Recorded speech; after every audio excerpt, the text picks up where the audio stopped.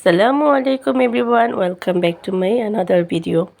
তো আজকে অনেক দিন পরে চলে গেলাম একটু ঘোরাঘুরি করতে।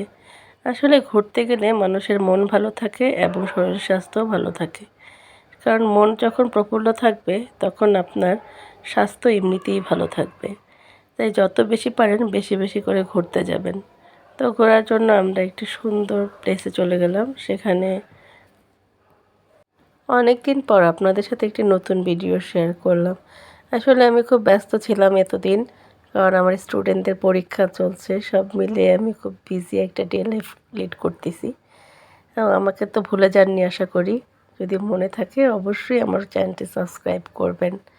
আর আমার ভিডিওটি আপনাদের কাছে কেমন লাগে সেটাও জানাবেন।